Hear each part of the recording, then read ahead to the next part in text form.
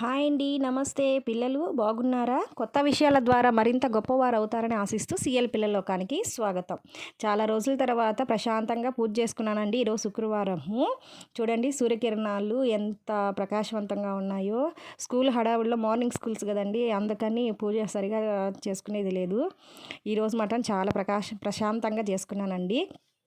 ఇదిగోండి పైన ఫోటోలో కనిపిస్తుంది కదండి, ఈ విధంగా పూజ చేసుకున్నాను. గాజుల మాల వేసుకుంది వచ్చి మా కులదైవం అండి.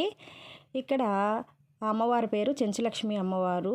ఈ అమ్మవారి ఫోటోలో కనిపించేది కొలితోట దగ్గర, అంటే వెంకటగిరి దగ్గర అనమాట అండి ఆ గుడి ఉండేది. చాలా ప్రశాంతంగా ఉంటుందండి గుడి. తర్వాత విషయానికి వస్తే, పూజలో గంట కొడతారు, హారతి ఇస్తారు, నమస్కారం ఎందుకు చేస్తారు అనే దాని గురించి మాట్లాడుకుంటూ చూద్దాము. సరే అండి, మన మనస్సు అనేది ఒక కోతి లాంటిదండి. అంటే కోతి గురించి తెలుసు కదండి, అస్సలు ప్రశాంతంగానే ఉండదు, తిరుగుతూనే ఉంటుంది అనమాట. మనం కూడా గుడికి వెళ్ళి ఏం చేస్తామండి, అమ్మవారిని స్వామివారిని దర్శనం చేసుకోవడానికే కదా. కానీ రకరకాల ఆలోచనలతో ఉంటే మనం లగ్నం చేయలేం. అందుకని పూజ చేసే ముందు గంట కొడతారు. అర్థమైంది కదండి.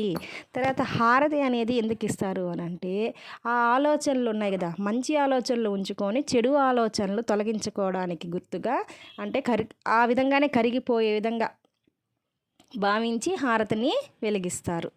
తర్వాత నమస్కారం ఎందుకు ఇస్తారు అని అంటే, నేను నీలో అంటే భగవంతునిలో కలిసిపోవాలి, ఐక్యం కావాలి అనే భావనతో విడివిడిగా ఉన్నటువంటి చేతులను రెండుని జోడించి నమస్కారము చేస్తారు. నాకు తెలిసిదండి. మీకు ఇంకా ఏమైనా తెలిస్తే కామెంట్లో షేర్ చేయండి. సరే అండి, ఇక్కడ చూడండి, ఇక్కడ ఒక బాక్స్ కనిపిస్తుంది చూడండి, ఇది స్కూల్ బాక్స్ అండి. ఇది మేము చిన్నప్పుడు తాటాకింట్లో ఉండేవాళ్ళం అనమాట. వంట దగ్గర మాత్రమే మట్టి గోడ ఉండేది, అంటే కాలద్ది కదా అందుకని.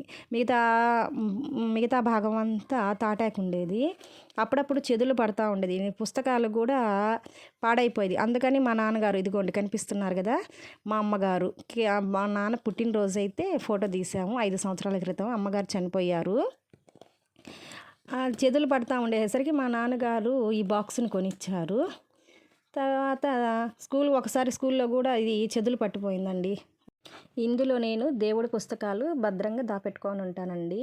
ఈ బుక్ పేరు వచ్చి శ్రీ మహాలక్ష్మి మహత్యము అనే బుక్ అండి. దీన్ని అప్పుడప్పుడు పారాయణం చేసుకుంటే చాలా మంచిది. అట్లాగే రకరకాలైనటువంటి బుక్స్ అన్నీ దీంట్లో పెట్టుకొని ఉంటాను.